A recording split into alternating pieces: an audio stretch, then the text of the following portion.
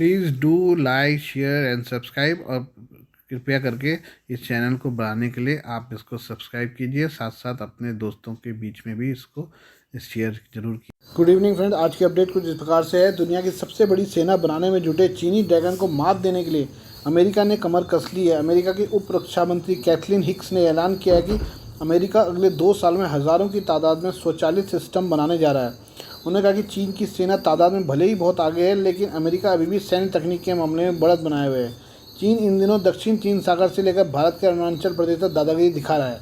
चीन ने अपने पड़ोसी देशों फिलीपींस, वियतनाम, ताइवान, जापान को डराने में जुट गया है और लगातार अपनी नौसेना को इन देशों के समुद्री क्षेत्र में भेज रहा है। चीन की चाल से निपटने के लिए अमेरिका फिलीपींस में अपने सैन्य अड्डे बढ़ा रहा है। अमेरिका के रक्षा विभाग ने कहा कि वो अगले 2 सालों में हज़ारों ड्रोन और अन्य हाईटेक सैन्य उपकरणों को तैनात करेगा। ऐसा इसलिए क्योंकि अमेरिका की सेना चीन की संख्यात्मक श्रेष्ठता का मुकाबला करने के लिए स्वतंत्र प्रणालियों की ओर रुख कर रही है। अमेरिका की उप रक्षा मंत्री कैथलीन हिक ने सोमवार को वाशिंगटन में एक सैन्य प्रौद्योगिकी सम्मेलन में कहा कि नई तकनीक को शामिल करना इस समय महत्वपूर्ण है।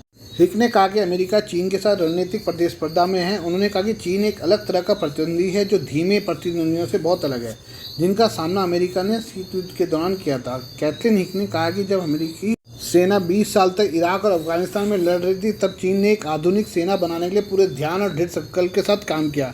चीनी सेना को सावधानी से तैयार किया ताकि अमेरिका जो दशकों से जो ऑपरेशनल लाभ हासिल कर रहा था उसे कमज़ोर किया जा सके।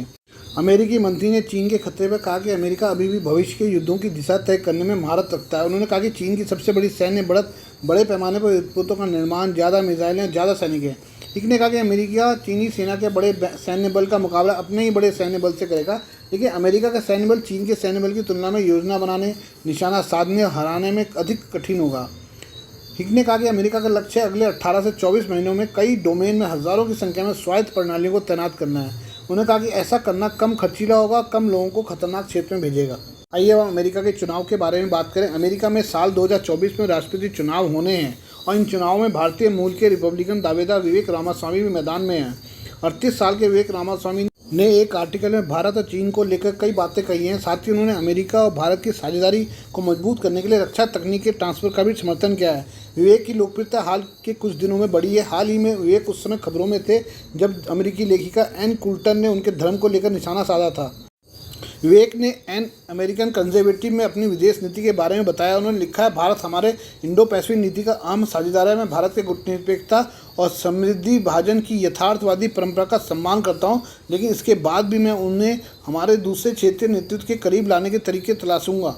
इसके साथ ही विवेक ने भारत के सबसे बड़े हथियार निर्यातक होने का जिक्र किया। उन्होंने लिखा, अभी भारत दुनिया का सबसे बड़ा हथियार आयातक है, साथ ही प्रौद्योगिकी और इंजीनियरिंग का एक मजबूत केंद्र है। अमेरिकी रक्षा उद्योग को शीत युद्ध के बाद के दशकों के कुप्रबंधन से उबरने और बढ़ने में समय चाहिए। भारत इस बीच एक सहायक भागीदार बन सकता है।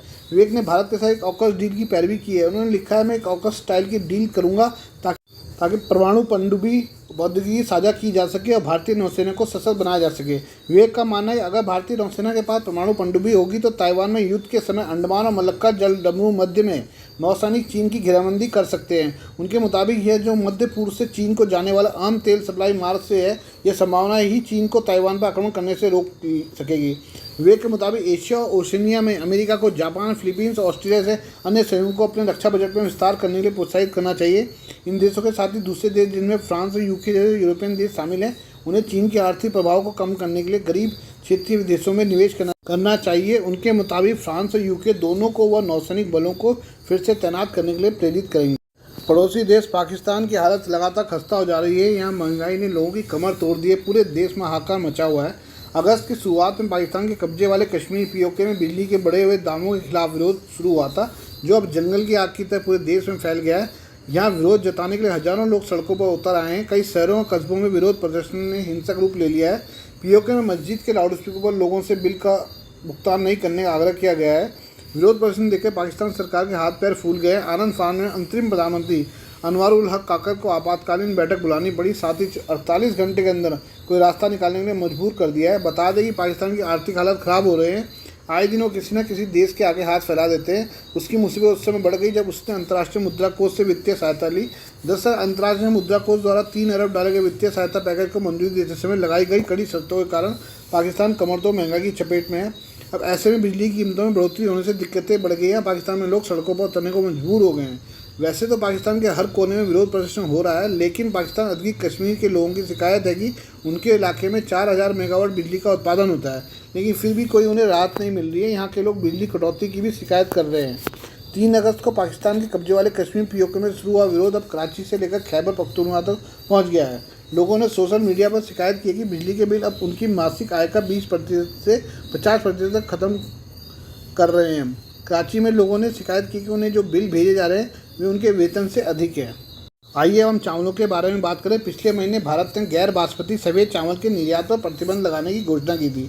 भारत दुनिया का सबसे बड़ा चावल निर्यातक है। यह कदम घरेलू स्तर पर बढ़ती कीमतों को नियंत्रित करने और खाद्य सुरक्षा सुनिश्चित करने के लिए उठाया गया था। भारत ने एक और ऐलान किया है जिसमें चावल के निर्यात पर और अधिक प्रतिबंध लगाए गए। इस बार परबाइल्ड चावल के निर्यात पर 20% की दर से कर लगाया गया है। भारत का फैसला वैश्विक खाद्य मुद्रास्फीति को बढ़ाने वाला है। साथ ही इससे कुछ किसानों के जीवन पर भी बुरा असर पड़ सकता है। साथ ही चावल पर निर्भर देशों को प्रतिबंध से छूट के लिए तत्काल अनुरोध करने के लिए प्रेरित कर रहा है। दुनिया भर में 3 अरब से ज़्यादा लोग चावल को एक मुख्य भोजन के रूप में मानते हैं। भारत वैश्विक चावल के निर्यात में करीब 40% का योगदान देता है। अर्थशास्त्रियों की माने तो भारत की तरफ से लगाए गए प्रतिबंध वैश्विक खाद्य आपूर्ति को बाधित करने वाले हैं, क्योंकि पहले ही रूस ने यूक्रेन पर आक्रमण और मौसम की घटनाओं जैसे कि अल नीनो से इस पर बुरा असर पड़ा है। उन्हें चेतावनी दी कि भारतीय सरकार का निर्णय बाजार पर खराब असर डाल सकता है। इसमें खासतौर पर ग्लोबल साउथ देशों में गरीबी लोग सबसे अधिक प्रभावित होंगे। किसानों को खराब फसलों के कारण बाजार में हुई कीमतों में वृद्धि से कोई लाभ नहीं होता है। किसानों की माने तो यह प्रतिबंध उन सभी पर प्रतिकूल प्रभाव डालेगा। अगर चावल निर्यात नहीं किया जाता है तो उन्हें उच्च दर नहीं मिलेगी। बाढ़ किसानों के लिए एक बड़ा झटका भी है। उसके बाद ये प्रतिबंध उन्हें खत्म कर देगा। संयुक्त राष्ट्र खाद्य और कृषि संगठन के अनुसार निर्यात प्रतिबंध की अचानक घोषणा ने अमेरिका में घबराहट की वजह से होने वाली खरीद को बढ़ा दिया है। इसके बाद चावल की कीमत 12 साल के उच्च स्तर पर पहुंच गई है। ये बासमती चावल पर लागू नहीं होता है, जो भारत का सबसे प्रसिद्ध और उच्चतम गुणवत्ता वाला किस्म है। गैर बासमती सफ़ेद चावल हालांकि निर्यात का लगभग 25% है। भारत खाद्य निर्यात पर प्रतिबंध लगाने वाला पहला देश नहीं था, ताकि घरेलू खपत के लिए पर्याप्त आपूर्ति सुनिश्चित की जा सके, लेकिन इसका कदम रूस के काला सागर अनाज सौदे से हटने के एक सप्ताह बाद आया है। एक महत्वपूर्ण समझौता जो यूक्रेन से अनाज के निर्यात की अनुमति देता था, वैश्विक चिंताओं में योगदान दिया कि अनाज की प्रमुख वस्तुओं की उपलब्धता और क्या लाखों लोग भूखे रह जाएंगे। धान की गर्मी की फसल की बुवाई आमतौर पर जून में शुरू होती है। उस समय मानसून की बारिश शुरू होने की उम्मीद होती है। रॉयटर्स के अनुसार गर्मी के मौसम में भारत में कुल चावल उत्पादन का 80% से ज़्यादा है। इस साल देर से मानसून के आगमन से मध्य जून तक पानी का संकट हो गया। जब बारिश आखिरकार हुई तो इसने देश के बड़े हिस्से को भिगो दिया, जिससे बाढ़ आ गई, जिससे फसलों की काफ़ी नुकसान हुआ है। विश्व मौसम विकास संगठन ने पिछले महीने चेतावनी दी कि सरकारों को अधिक चरम मौसम की घटनाओं और रिकॉर्ड तापमान के लिए तैयार रहना चाहिए। संगठन की तरफ से जलवायु परिवर्तन की घटना एल नीनो की शुरुआत का भी ऐलान किया गया है। एल नीनो की एक प्राकृतिक जलवायु पैटर्न है जो उष्ण कटिबंधीय प्रशांत महासागर में होता है। इसकी वजह से औसत से अधिक समुद्र सतह का तापमान पैदा होता है और वैश्विक स्तर पर मौसम पर एक बड़ा प्रभाव पड़ता है, जिससे अरबों लोग प्रभावित होते हैं। भारत में हजारों किसानों को इसका असर महसूस हुआ है, जिनमें से कुछ अब चावल के अलावा अन्य फसलें उगाएंगे। सऊदी क्राउन प्रिंस मोहम्मद बिन सलमान अगले महीने G20 शिखर सम्मेलन के साथ साथ भारत की राजकीय यात्रा पर आने वाले हैं। शिखर सम्मेलन 9 और 10 सितंबर को होगा। वहीं क्राउन प्रिंस की राजकीय यात्रा 11 सितंबर की होगी। यात्रा बेहद महत्वपूर्ण है क्योंकि इस दौरान भारत सरकार की ओर से सर्वोच्च सम्मान दिया जाएगा, जिसमें नई दिल्ली में राष्ट्रपति भवन में गार्ड ऑफ ऑनर भी शामिल है। ये क्राउन प्रिंस की पहली भारत यात्रा नहीं होगी। इससे पहले क्राउन प्रिंस फरवरी 2019 में भारत आ चुके हैं। तब वह सऊदी अरब के पहले उप प्रधानमंत्री थे। हालांकि इस बार वो भारत सऊदी अरब के प्रधानमंत्री बनकर आ रहे हैं। MBS की यात्रा की तैयारी को लेकर पिछले हफ्ते सऊदी अरब के एक उच्च स्तरीय प्रतिनिधिमंडल ने दिल्ली में चर्चा की है। अक्टूबर 2019 में PM मोदी भी सऊदी अरब की यात्रा पर गए थे। 2016 के बाद ये उनकी दूसरी यात्रा थी। PM मोदी की 2019 की यात्रा के परिणामस्वरूप सऊदी अरब और भारत के बीच रणनीतिक साझेदारी परिषद की स्थापना हुई, जो एक महत्वपूर्ण मील का पत्थर रहा। इस पहल में 2 समांतर ट्रैक है। पहला राजनीतिक, सुरक्षा, सांस्कृतिक और सामाजिक पहलुओं पर ध्यान केंद्रित करना है, जिसका नेतृत्व दोनों देशों के विदेश मंत्री करते हैं। वहीं दूसरे में आर्थिक और निवेश से जुड़ी चीज़ों पर ध्यान दिया जाता है, जिसका नेतृत्व भारत के वाणिज्य उद्योग मंत्री और सऊदी के रक्षा मंत्री करते हैं। सऊदी अरब भारत का प्रमुख भागीदार बन गया, खासकर पश्चिम एशियाई क्षेत्र में। सऊदी अरब क्योंकि अब ब्रिक्स में शामिल हो गया, इसलिए भागीदारी और भी मजबूत होती है। व्यापार की बात करें तो सऊदी अरब भारत का चौथा सबसे बड़ा व्यापारिक भागीदार है। ऊर्जा से जुड़ी ज़रूरतें इसमें सबसे ऊपर है। भारत का 18% से ज़्यादा कच्चा तेल सऊदी अरब से आयात होता है। वित्तीय वर्ष 2022-23 में दोनों देशों के बीच द्विपक्षीय व्यापार $22.28 अरब का था। भारत ने सऊदी से $22.65 अरब का सामान खरीदा, वहीं $6.33 अरब का निर्यात किया। सऊदी में भारतीयों की बड़ी आबादी रहती है, जिससे रिश्ता और भी मजबूत होता है। आज के लिए बस इतना ही, बाकी मिलते हैं कल आपसे नई खबरों के साथ। धन्यवाद।